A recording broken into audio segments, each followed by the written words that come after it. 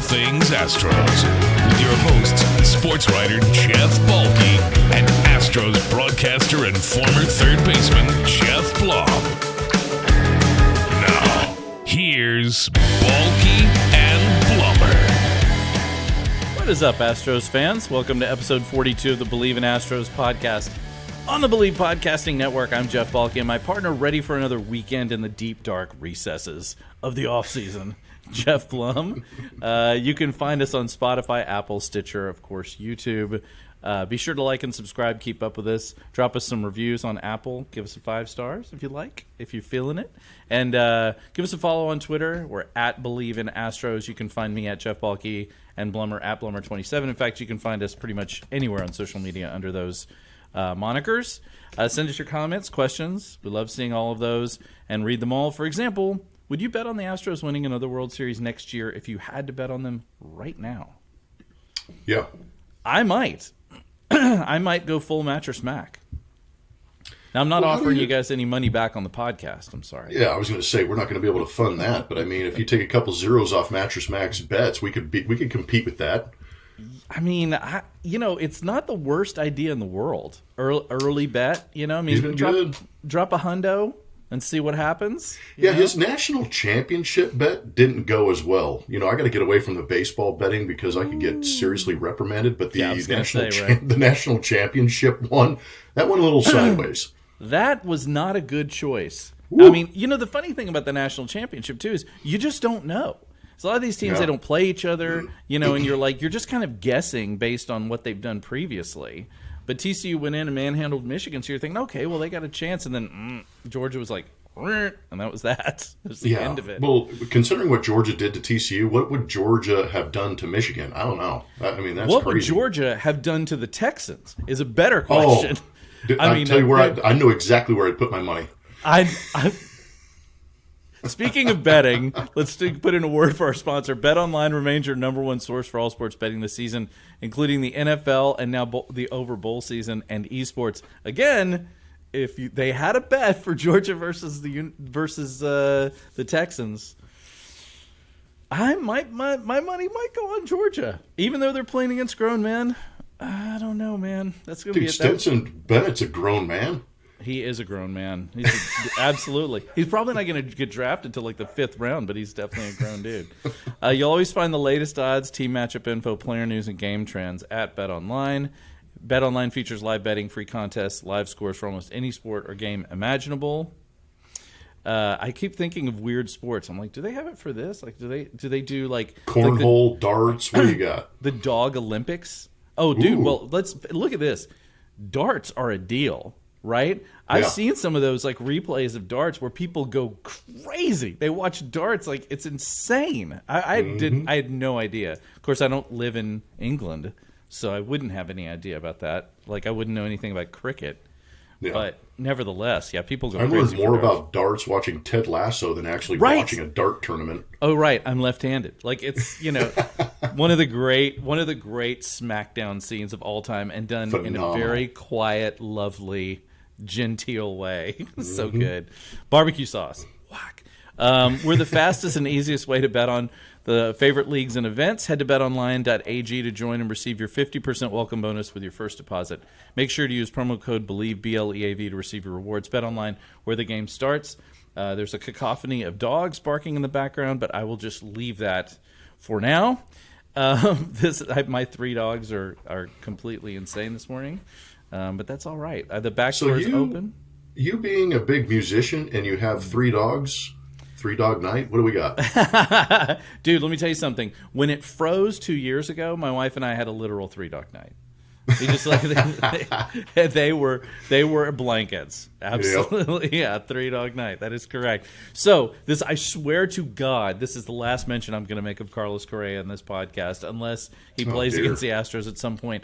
But he did sign a rather unique deal with the Twins, as you and I discussed offline. So boring. It's like, come on, man. It could have been more fun than that. But I just wanted to ask, Blummer, you think this is going to change anything? Because this was a pretty unique deal, right? There's a lot of incentive pay in there. There's a lot of possibilities about what he could.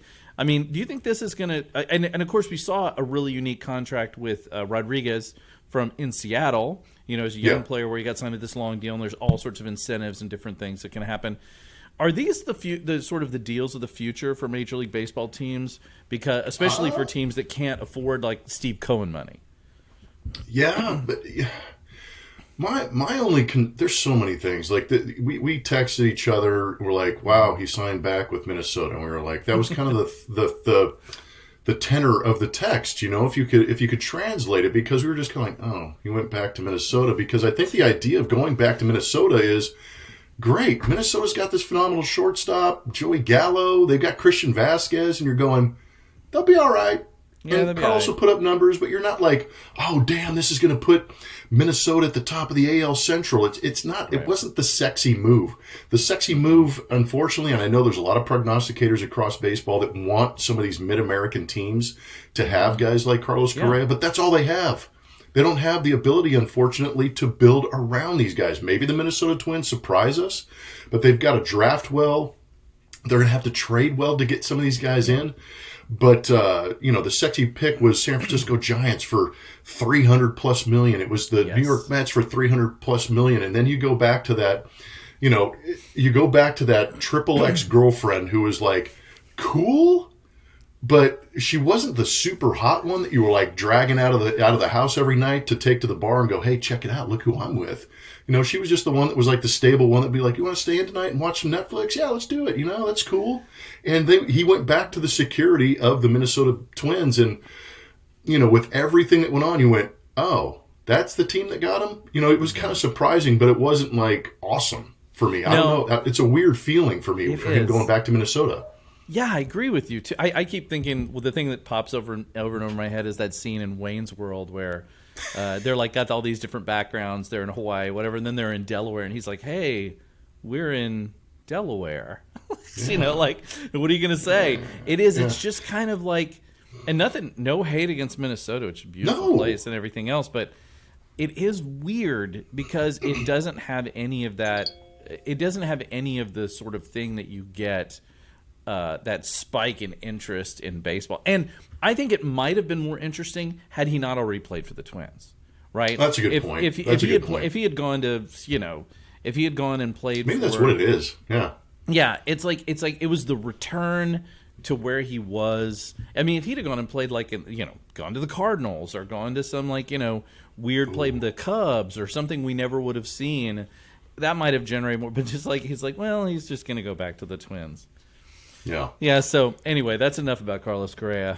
I've spoken all I can speak about the man. I like him, but he's no longer an Astro. So to hell with all that. I did want to mention one other thing because this is a special episode. We're gonna have a lot of fun with this in a minute. But there was a story in The Athletic about players suggesting that they shouldn't have a pitch clock in the postseason.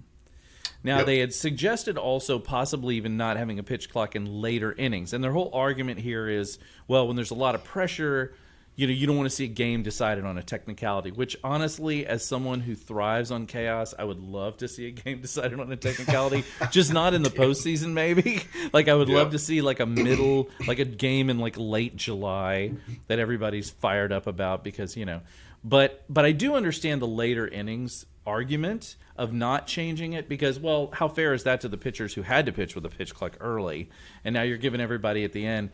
But postseason is kind of an interesting thought about removing it. Now, it also means that we're going to go back to 4.5 hour, 5 hour postseason games, which are just brutal. Mm-hmm. But also there is some inconsistency there because if these guys are used to doing this, they're going. You've talked so much, Blum, about players and routines. And how they they get into that vibe. Do you think they should remove it for the postseason? Do you think that's a good idea? No. The only thing that might change my mind is, like you just said, the routine of it. So you go through a 162-game season of pitch clock, running to the plate, get in the box, get the sign from your pitch, com, and throw. The only residual effect from that might be that when you do get to the postseason, that you've done this so many times over and over and over again, that once you take that governor off, do you revert back to what you've done in previous years, or do you just continue to do what you've been doing? Right. That's the question. But I think with the knowledge that the clock isn't there, it would change the game a little bit, and it would extend those games. But at the same time, removing it later in the innings, that's not fair. I think that what we're starting to see now is some of these starting pitchers and the way they communicate. Yes, the analytics mean something. Yes, all the peripheral numbers, whips, FIPS, XFIPS, and there's some other ones out there that these guys talk about. But ultimately, it's like being a quarterback in the NFL. How are you judging your greatness? How many opportunities did I give my team to win? How many wins did I rack up? So if you're putting me on a pitch clock and I'm still able to go out there and win, why are you not giving the 7, 8, 9 inning guys an opportunity to pitch under the same circumstances? Why do I have to continually adjust? So I think that's where I don't like it for the first half of the game, second half of the game. But in the postseason, I get it. They're a little more crucial. But every game leading up to a playoff situation was pretty damn crucial because, like you said, there's going to be moments where you're going to look back at your season and go, this is why we didn't make the playoffs. Right. And if it's on a technicality, like you said, with one of these pitch clocks, some of them a bitch. You're going to look back and go, damn it. If I would have been playing under the playoff rules, we'd be in the playoffs right now. Yeah, it is weird, too, because I start thinking about, isn't that part of sports? Is that you play under the rules. Everybody's playing under the same set of rules. Everybody has to deal with this. Baseball. Yeah, it's just you have to deal with the same circumstances. The players, they obviously, the players don't like the shift either. I'm not sure why the players don't like banning the shift, to be real honest with you. I don't know. What do you think that is? We talked about it offline, and for those of you who don't know or followed myself on or Geoff on social media, I had a chance to speak with Alex Bregman and Jeff Bagwell for a sit-down session that will be coming out hopefully right around the beginning of the season. But so cool. That was one of my questions. I go, give me an idea of what the shift means. And he was like, as a hitter, he goes, we love it. We talked about it all during the season when they finally implanted it. How great is it going to be able to hit? Bregman said that he was one of the highest shifted right-handed hitters in the league. You've got Kyle Tucker, Yordan Alvarez, Michael Brantley, who can manipulate the ball with the best of them. These guys are on the offensive side. They're like, this is going to be awesome. On defense, they're like, we're screwed because the Astros were so good at defending with the shift that they're going to find themselves maybe giving up a couple more hits or a couple more runs in situations where they know they could have knocked the ball down and increased their win probability. Yeah, I could totally see that. And yeah, good plug for your for the show you're doing. That's going to be super cool. That's how you know I'm a professional media guy now. That's right. That's right. I mean, look, you're even wearing the Breggy lid. I'm repping, which is so sweet. I can't wait to see that show with Bagwell and Bregman together. Is just well. Look, with you, it's the killer bees. It's the bunch of bees. I didn't. You know what's funny is I didn't realize that until we sat down. Like we legit, we're filming them walking in, we're bro hugging, we're talking, we're setting things up, and then finally they're like, go. And I looked up and I'm like, I'm here with Bregman, I'm here with Bagwell, and I went, wait a minute, we got the killer bees right here. That's exactly right.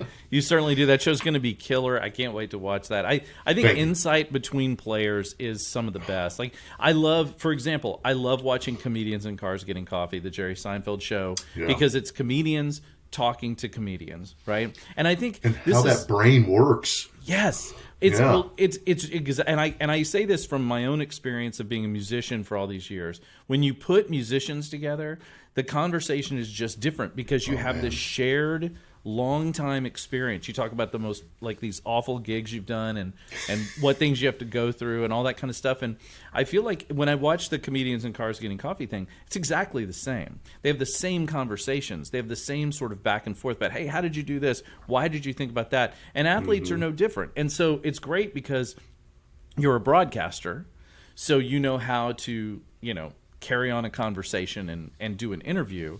But you're also a former player. So there is that. I love that back and forth. Again, that's part of my love of peeking behind the curtain about hearing how the sausage is made.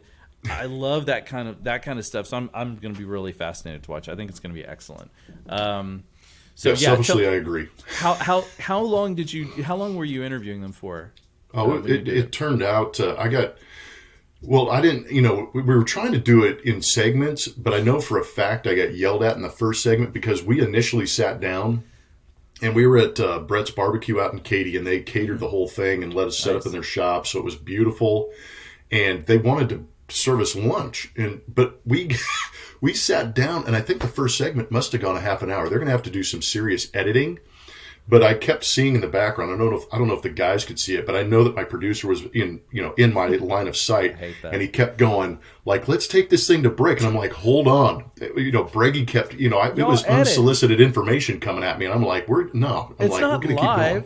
It's not live. I will say that happens sometimes when I do radio on Mondays on KUHF. Yeah. Even 'cause I'm not in the studio anymore. I do it from my office, but even then, you can hear it. You can hear it in the silence. The kind of you can feel it coming. Come on, man! Come on, man! Yeah. Come on, man! We're running out of time.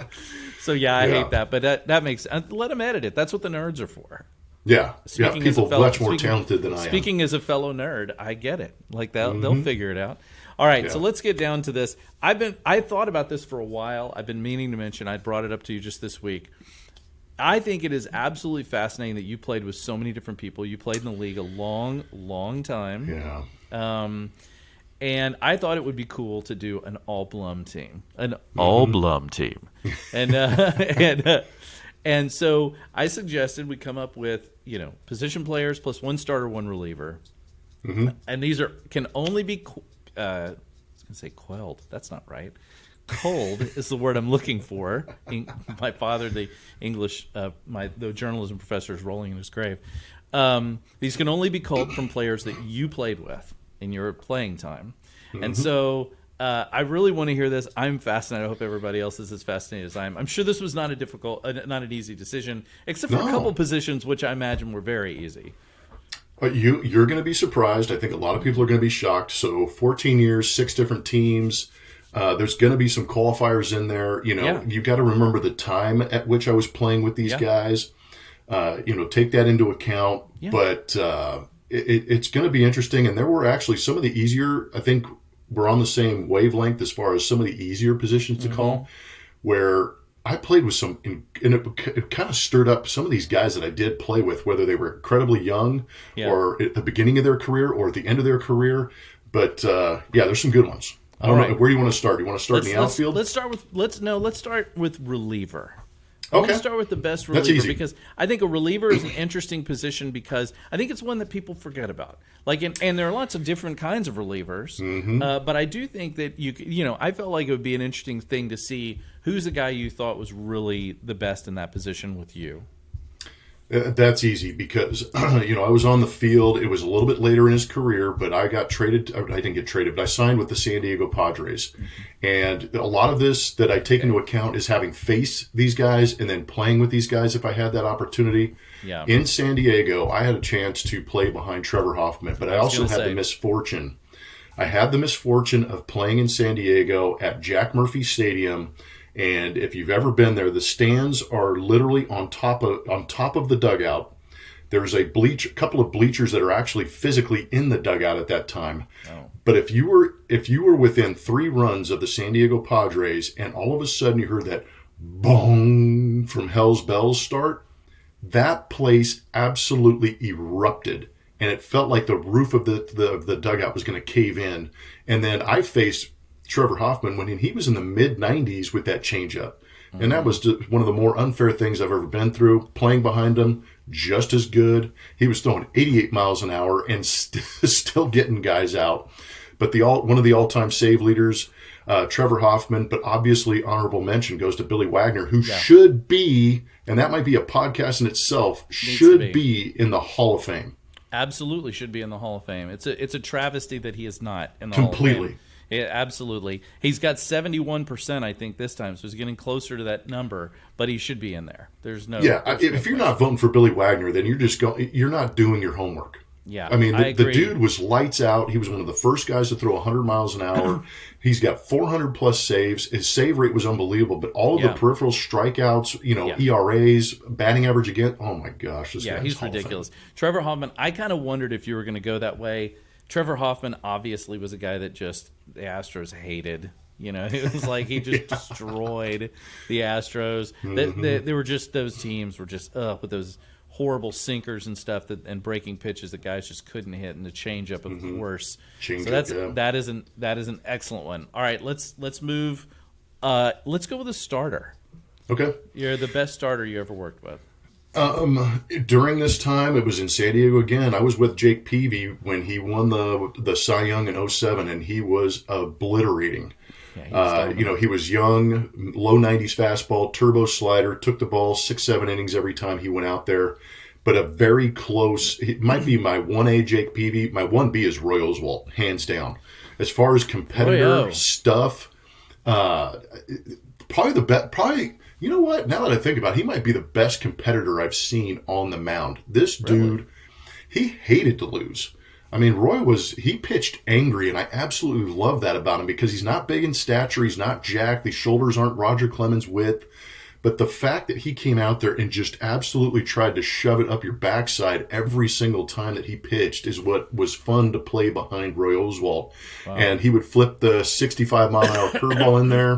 Right. He had a crazy changeup he'd throw every once in a while. I mean, he worked in preparation and competitiveness on the field, so I loved him. But I also played with Greg Maddux, so that was a lot of fun too. Holy moly! You mentioned Jake Peavy. It's funny, not too many people remember him, but yeah, that 2007 year, he was unhittable that year. He led the way. It was unbelievable what he was able to do. I think the way you describe Roy Oswalt hating losing is he hates losing as much as he loved getting that tractor from Drake McClain. That was probably he loved that tractor. That was like the weirdest, most amazing thing. It's like, here, Roy, I got you a tractor. Yeah, we're all sitting there going, a tractor, and Roy's like, dude, this is awesome. I love it. I can see Uncle Drayton do like, listen, Roy, we got you a tractor. I know you love tractor. I know you love the farm. We got you a tractor. And if you had, that might be the all-time conversation as far as Southern accents. Oh.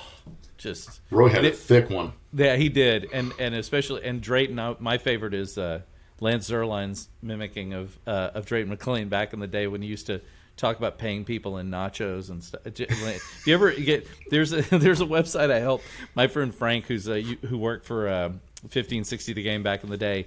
They have a website called 1560archive.com, and it's all of the old 1560 stuff, including Lance Zierlein doing like SEC guy and all of the incredible. And he has a great Drayton McClain one where he's like, "Hey, how much I gonna cost in nachos?" It was some of the great ever. All right, let's move to some position players. Let's start with catcher. This one was actually hard because I was going to say. What's going to be a great catcher? I've had the pleasure of playing with Mike Piazza. Not a great catcher, great hitter, great guy. In 2011 and 12, I actually got to play with Miguel Montero, who was an all-star at the time, and he was hitting 280 and playing a great defensive catcher.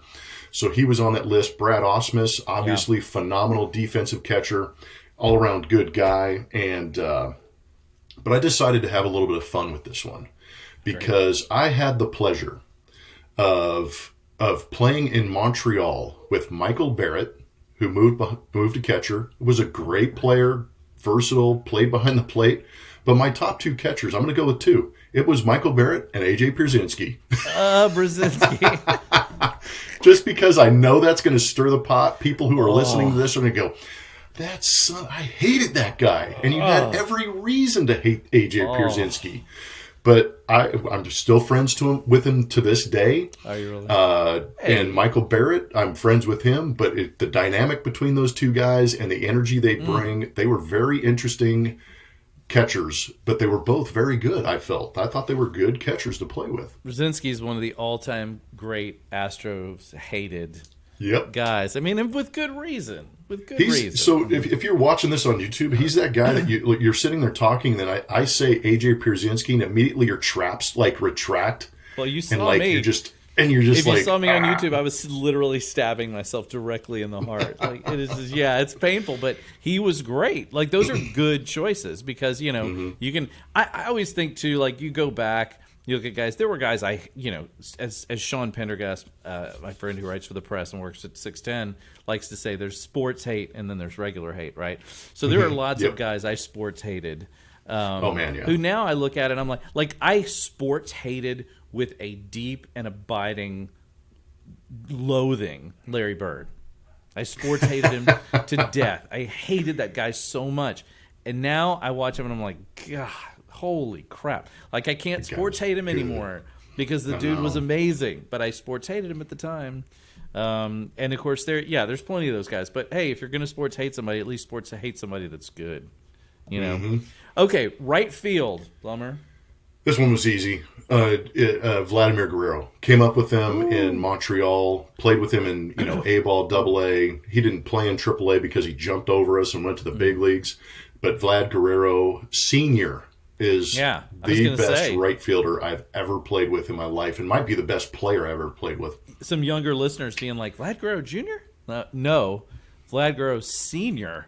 Yeah, that guy, whoo, man, when he played, I remember watching him and just thinking, like, just what an incredible swing that guy had. Like, just pure, and it was like he would hit home runs and it didn't seem like there was any effort behind it. It just seemed easy. Like, everything he did just seemed easy.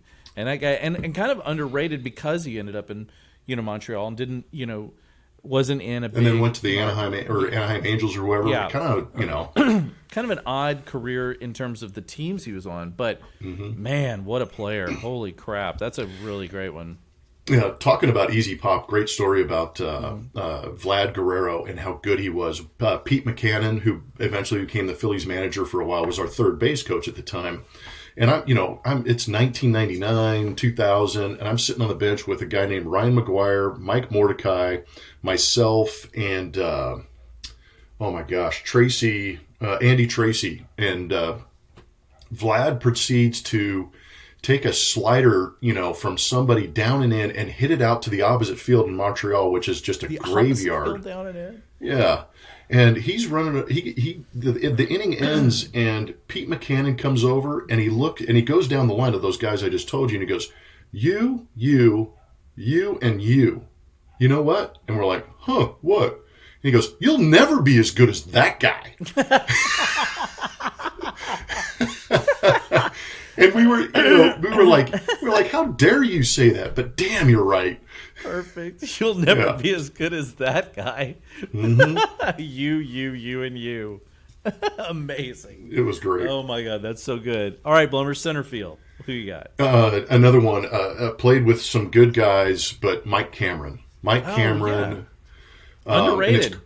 Highly underrated. Doesn't get talked about enough for me. No. And I think if you had the metrics, as far as, a jump, first step, closing speed, range, ability to go back, and then you add the offensive side to it. This guy was a 25 home run guy, and he played in Seattle, San Diego, some of these monster ballparks, and he would be able to go get it. But I remember vividly, it was I was already with San Diego. He comes over either free agency or a trade.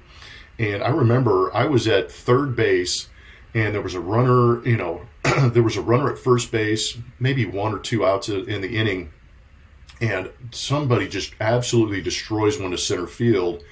And I put my head down, ran to third base. I'm like, man, I got to cover third and make sure these runners are touching bases because this ball's smashed.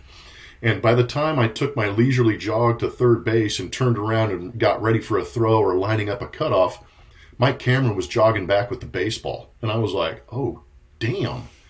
And had to go watch the video. He tracked it down, didn't dive, didn't slide, nothing. Just kind of caught it on the run. Nice casual day. But Mike Cameron, one of the best center fielder I ever played with. It's funny you say that. I watched him play a number of times. The one thing I remember is I remember seeing him catch a ball. I can't remember. It wasn't here. It must have been in San Diego. And I remember him like this is what I remember specifically is the announcer saying that was not the color commentator at the time saying that was not an easy play that he just made. Like just saying that was not easy what you just saw. And I remember thinking, at the time this was, I don't know, 15 years ago or 20 years ago. And I remember thinking, wow, that was not an easy play. And they showed the replay, and I'm like, holy crap. Like, the amount of ground that he covered to get there in such a short period of time, that guy could flat out fly. Mm-hmm. And such great anticipation, for the ball. And there were two guys, Andrew Jones and Mike Cameron. But those guys, with like you said, with the anticipation. Yeah. But, the route running. Like the ability to recognize the trajectory and speed of a baseball and understand how you can get your body to that spot as efficiently as possible. Those were the two guys that were able to do it, to your point. I don't know how guys do that really, because like when you sit in the stands or somewhere, even if you sit in the outfield and you see a ball, like you're like, wait a minute, is that ball it's either gonna hit me, or it's gonna go, or it's like, I sat in the Crawford boxes not too long ago, at a couple points this season. I remember some guy hit a ball and it was coming out there, and I looked at it and I said, that's either going to hit me or it's going to go to second base. Like, I have no idea what's going to happen, like, because you just can't. The perspective is so bizarre in like this cavernous. I remember playing baseball in the street and stuff, and it's not like that. And and the ball bends. Slicing, it's moving, and moving, and all that kind of stuff. That's a good call, Cameron. Very good call. Okay, left field. My initial reaction was Dave Roberts, because he played with Mike Cameron in center field in San Diego. Dave Roberts was playing left field. Great leadoff guy. Yeah. He was another intuitive, very, very savvy, very smart left fielder. Could keep runners very quick. Didn't have a great arm, but was able to keep runners from advancing 90 feet. But I had to go back because there was a guy that I wanted to put on this list. He wasn't going to make my first base list, or my first base guy. And so I had to look around, and he played a lot of center field when I was there in Houston. And I eventually have found it was I think it was 2003 maybe, when Jeff Kent came over and Bish had to go to center, so this guy moved to left. And Lance Berkman. Wow. And I had to look it up to make sure that he played left field enough that season. But Lance Berkman had to slide him onto this team somehow. One of the greatest switch hitters ever. Yeah. And another guy that didn't get enough votes on the Hall of Fame ballot for me. He shouldn't have been a first ballot disappear guy. Yeah. He should have been on there for a little bit more because his numbers were ridiculous. Yeah. And he played he was even though people called him the Fat Elvis or whatever you want to call him, but he was sneaky, athletic, and was a very good outfielder and a very good first baseman. But Lance Berkman would probably get over. And I don't mean this literally because of the size differential, but he would get over Dave Roberts out there in left field for me. I think it was interesting you pull at Berkman because he really did play a pretty decent left field. I mean, he played that wall crazy well. Yeah, no, that's exactly right. And when you play in Minute Maid in particular, that's a big part. It's like playing in Boston. You have to know how to play the Big Green Monster. It's a part of the deal. I mean, I always think about when you're a kid and. You if you're playing by yourself and you're throwing a ball against a wall, you have to know how to play the angles if you want to catch it. That's how I used to practice catching, balls, was throwing a tennis ball against a brick wall and seeing how it came off and trying to, and I think that that's a part of it.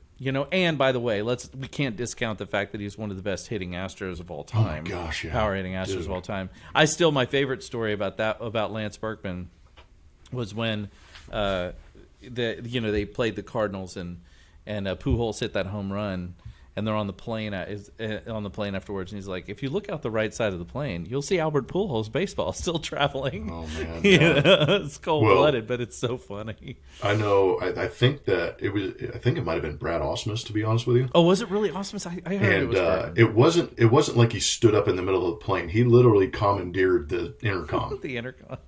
That went throughout the whole plane. So yeah, that's terrible. That's a little inside info right there. But nice. You're right about that. That comment was made. I'm not sure 100% by who, but I know it was made. Nice. All right, let's go to first base, and what I imagine is probably one of the easier choices you had to make. Are you kidding me? Oh, this was awful. Because gut reaction was Jeff Bagwell. Yep. I played with him in 02-03, 31 bombs, 100 RBIs every single year, picked everything I threw over to first base. Phenomenal human, phenomenal player, played hard, on and off the field. We had a blast together, one of my favorite people of all time and still one of my best friends, Jeff Bagwell. He's got to be there, but I've got 1A in Jeff Bagwell, 1B, 1C, and 1D. Oh, you're going to be blown away with some of these first basemen I've been able to play with. So Baggy, obviously, numero uno. Love that guy. played a great first, learned so much from that guy as far as the game.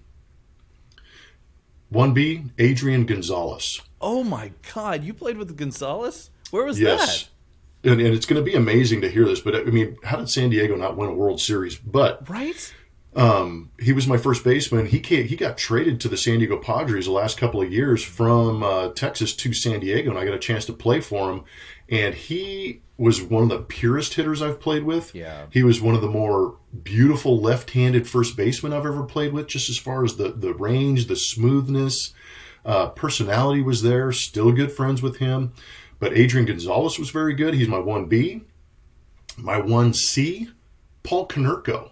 Paul Konerko? Paul Konerko with the Chicago White Sox. That's quite a list. Dude, another guy that probably isn't getting Hall of Fame chatter enough for me because his OPSs and his home run and production numbers, if you get bored, go check those out. He's pretty legit. Yeah. Wasn't a phenomenal first baseman, but if the ball was in the vicinity, he was going to catch it. What am I at? And those teams had some mashers too. My goodness. Dude, crushers. Yeah. And then my 1D is a young man that I met played out of the Woodlands, went to Texas State University, and I got to see him his rookie year, Paul Goldschmidt. Really? Yep. I was in Arizona in 2011 when he got called up. 2012 he was playing every day at first base, and I saw him and I was like, that guy is the next Jeff Bagwell. Man, that is one guy that is legit. That is one guy that is legit. Absolutely legit. Man, what a list at first base, Blummer. That was the hardest one for me because every time I put a name down, I went, oh, that guy. Gonzalez, yeah, that was a good one. That's a guy that never hear about. Konerko, yeah. Konerko, one of the great names in baseball. Mm-hmm. Konerko is just a fantastic name. But yeah, that is quite a list of first basemen. I don't envy you making those choices. Okay, how about second base? This was an interesting one too because coming up with a guy named Jose Vidro, I was like, this guy's awesome. And he played a really good second base, switch hitter, pop going all over the place. And again, that was very young in my career, and he didn't have the sustained greatness of a Craig Biggio. Craig Biggio's my guy at second base. I just thought he was. His whole story is phenomenal, moving from catcher to second base. Yeah. And I played with Jeff Kent too. He was a great second baseman, but Bige for me was he was. If there was a Lou Gehrig type that I played with, it was probably Craig Biggio. And I just love the way he played the game. He played hard. We had a great relationship. He was knowledgeable.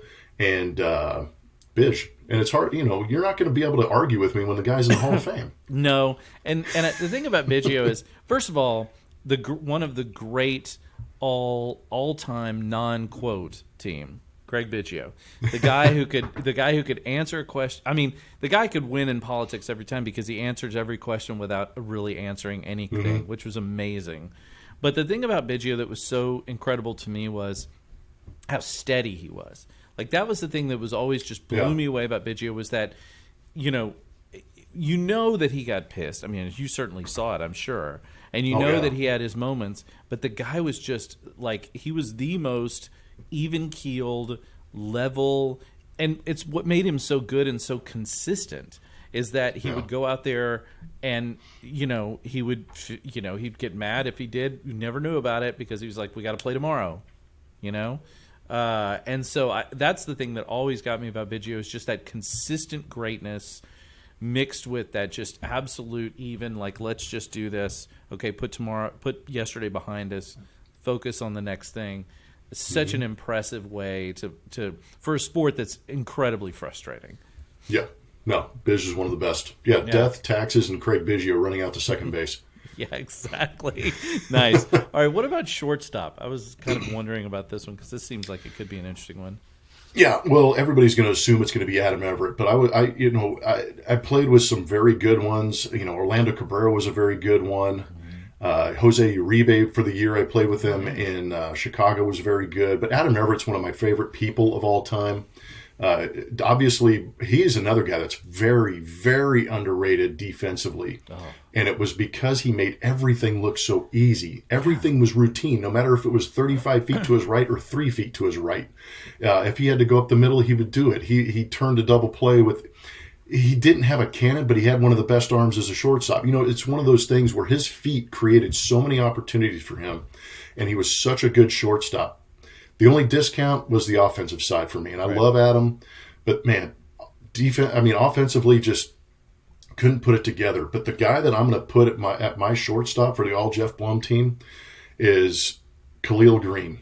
Green, whoa! Yes. There's a name I haven't heard in a while. Dude, for the 3 years I was in San Diego playing with him, he was one of my favorite people. He was very interesting, deep. Conflicted in many ways with the game itself because he was so hyper talented, but it wasn't like his end goal wasn't to be an all-star shortstop, but he was. He was 20 home runs a year, but he was a damn gymnast at shortstop, and we would take ground balls literally every single day, and I was in awe of his athletic ability. So Khalil Green is my shortstop. Wow, interesting call. Like you mentioned Adam Everett. That guy was a quantum singularity at shortstop. I mean, nothing escaped. Not even light escaped his orbit. You know what I'm saying? That's a good way of putting it. That was ridiculous. But like you said, the guy, he just couldn't hit. He was as big a black hole sometimes at the plate as he was in the field, and that's got a discount. Khalil Green is fascinating. That is a name I've not thought about or heard of in quite a while, but I do remember watching him play, and I do remember seeing highlights of him more than anything, because that was really right in that era. That was the sort of pinnacle of the Sports Center era, right? At that same time, because you had the best. That was like when Web Gems started and all that. Right, that was like, because it was Dan Patrick and Keith Olbermann together, and it's like the best guys that were. Craig Kilborn was still on doing it, and so of course, like anybody, I watched all the Sports Center highlights, and Khalil Green often ended up on those because of some of the crazy acrobatic maneuvers that he made. So really, that's a really good call. All right. I know you can't vote for yourself at third base, Blummer. Or maybe you can. Maybe you can. No. But was there a third baseman that you encountered or that you played with, maybe behind or whatever, that you place above your own, above yourself? Which if you're gonna say, look, I'm just gonna say I never played the game. I'm just gonna pull myself out of it and say I didn't play it. And just say I didn't play. Or let's make another one. Or you can also pick somebody you played against, because that would also be. I know. Well, that would be easy because it would be Scott Rowland, who will probably end up in the Hall of Fame. He's definitely going to end up in the Hall of Fame. That guy. Yeah, but guys that I did play with, Vinny Castilla, but it was at the wrong time of his career. Because what's weird about this is the guys that I did play with, I either beat out and played in front of, or they got hurt or didn't play well enough, and I had to come in and play because of them, which is odd. Yeah. But if you go back to 2002, 2003, in 2002, I get traded to the Houston Astros to be a safety blanket for Morgan Ensberg. And he has a tough 02. I end up being the third baseman, and then in 03, he becomes who Morgan Ensberg we thought he could be. But, unfortunately, he wasn't able to sustain it. But Morgan Ensberg was one of the better third basemen I've played with. Vinny Castilla was probably the best defensively as far as I played with, and I learned a lot of about how to play third base from Vinny Castilla, who was beautiful. I didn't get a chance to play with Ken Caminiti, but I played against him enough to know that dude was a badass at third base, and I loved watching him. But the guy that I'm going to pick I played with him briefly, and it was because the brief time I was with him, he was Dan Brooks Robinson at third base. Joe Creedy. Joe Creedy was phenomenal at third base. Yeah, he was one of those he was similar to Lance Berkman, where they had just this Midwest country body that was like thick. And you're like, how's this guy going to move at third base? And all of a sudden, he'd be laying out, making a play, throwing across the diamond, making a play. He'd come up to the plate, get a clutch hit. Joe Creedy was my third baseman on my team. Wow. Well, Blummer, kudos to you for choosing a third baseman, first of all, because you could have just I think my fielding. I'm gonna sit here. I'm gonna reach around it. I think I had the best fielding percentage of any of the third basemen I played with, but Hey. there were some guys that were obviously better. Nobody should be discounted. Look, no one should be discounting Geoff Blum on his fine career. You were a very good fielder. Like, don't get it twisted that all of a sudden we're like, oh, well, who is the better third baseman? In reality, Geoff Blum probably the better third baseman in all of those. Well, so that's at that given time, maybe not overall. Hey, that's all that matters. That's all that matters. Caminiti, by the way, really good book out there about Ken Caminiti. Came out this past year called "Playing Through the Pain" by Dan Good. Sometime we'll have to get Dan on here. He's a really interesting guy, great writer. I've messaged with him a couple times on Twitter. Very good book about Caminiti. I will say very detailed. Like, I mean, it covers every single detail of everything that happened with him from the time he was in baby boots all the way until the time his career ended, and subsequent death. But really, really good read. Caminiti, just obviously Astros fans remember how. And there's some a weird tragedy in the Astros world sometimes when you consider him and Darryl Kyle from that same era.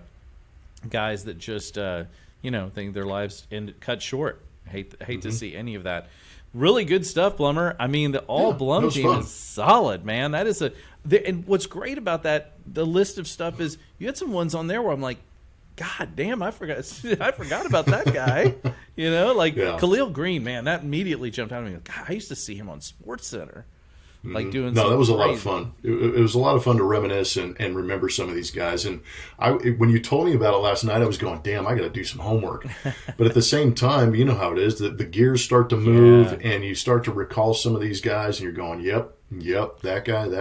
Yeah. Do you stay in touch with a lot of those guys? For the most, it's not. I think it's like a dude thing. Yeah. Whereas, like, my wife is really good friends with a lot of the wives of these guys. But if I sat down and Khalil showed up tomorrow, we'd probably sit there and talk for the next 2 hours. Right. I saw Vlad Guerrero Jr. when he got inducted into the Angels Hall of Fame or their Ring of Honor or whatever the hell it was. And, I searched him out. And as soon as we turned the corner and made eye contact, we're like, hey, amigo, and all of a sudden you're talking again. Right. Oddly enough, I ran into Paul Konerko at Park City, and we stood out in front, on Main Street talking for about 30, 40 minutes. Wow. Adam Everett, I could call right now, and we'd end up talking forever. There's certain guys, and Trevor Hoffman, I haven't talked to him in years, but I know if I sent him a text, there'd be a text coming back. I mean, these guys are good. They're good dudes, but I'm still friends with a lot of them. And every time Paul Goldschmidt does something incredible, I'm like, way to go, Paulie, you did it again. And he's just like, Blummer, how's it going? Miss you, man. And, we'll go through St. Louis, so cool. And he will come out of his way to come talk to me. So it's good to have that kind of impact on guys and still be able to retain those relationships because these guys are great. That's probably the most fun about this is that they're great players, but at the same time, they're also pretty good dudes. Yeah, that is really great. And there is obviously a fraternity of any – like just like we talked about, if in any profession or in anything where you share common ground, there's certain things that other people just aren't going to understand the way fellow ball players are going to get it. And I think it's the same thing with any athlete or any similar shared experience. You're going to get things that other people just aren't going to get. And that's just kind of how it goes. All right, Blum, any final thoughts before we move on? It's a weekend. It's a lovely – have you got big plans? Are you – going to be? I mean, today you should be out golfing, bro. I know. Seriously, I do need to get out of this cubby hole that I'm broadcasting from with you. I know you got a cold, but yeah, all of a sudden, back to school, the funk comes back. I've got a little bit of that, but I should be all right. What's crazy is I got to speak to the Houston Mortgage Bankers Association last week. I'm going to have a couple of speaking engagements. What is today? 13th. Next week is Caravan Week, man. Hey, dude, it's Friday the 13th, bud. Oh, I'm just going to say it. It's Friday the 13th. Better knock on some wood or get out your rabbit's foot. So, Caravan Week. What are you doing for Caravan Week? Well, there's going to be stuff going on all week. Obviously, the team is going to go down to Corpus Christi. They're going to be in Pearland. They go to Round Rock. They go to Austin. They go to all these places. But I won the lottery.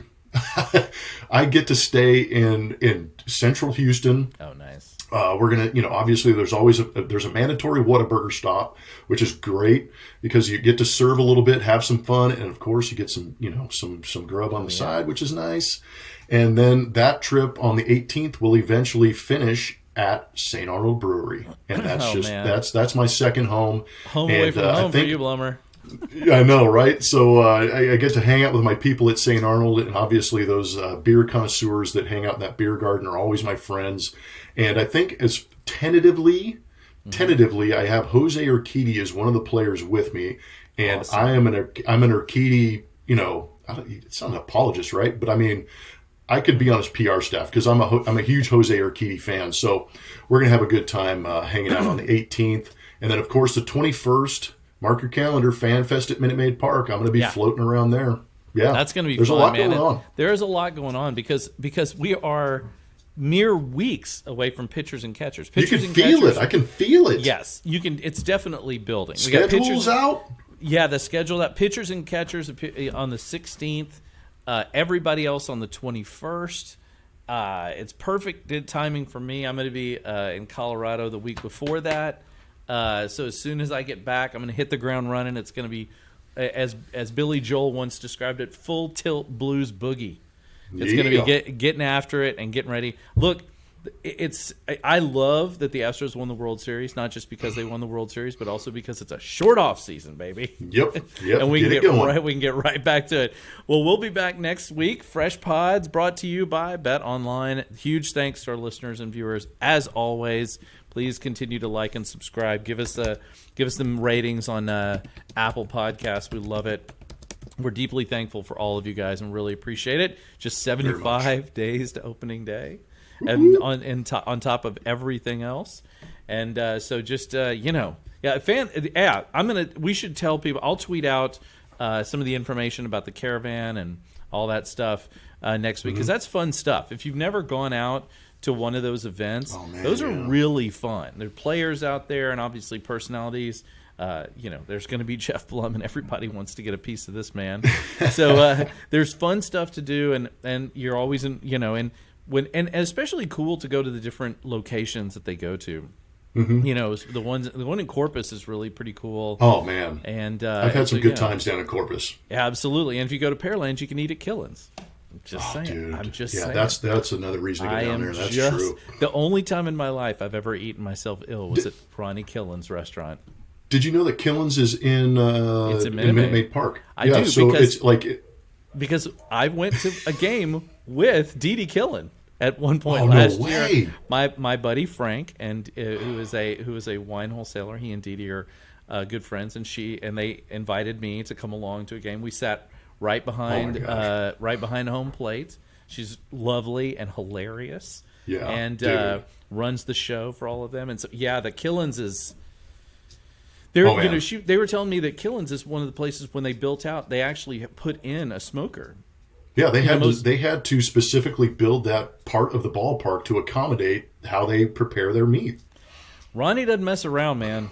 He does not. And it's a good thing he doesn't because the stuff's phenomenal. If I'm a fan at the game, which is usually in the playoffs, but I will go up and hang out right behind that Michelob Ultra Lounge and eat as many burn ends as I possibly can. Burn ends are the legit. Yeah, so if you're in Pearland, this sounds like we're an ad for Killen's. So next time you're in Pearland, or if you're apparently I love barbecue. I've got Breggy barbecue sauce. I've got Brett's barbecue, and now I've got Killen's. So let's go. Today might be the day I grab a barbecue sandwich for lunch. Oh. I'm thinking about it. I might not be able to drive to Pearland, but there may be a barbecue sandwich in my future. Oh, I love it. All right, guys, thanks so much again. Blummer, thank you. We will see you guys soon. And as always, go Astros. Peace.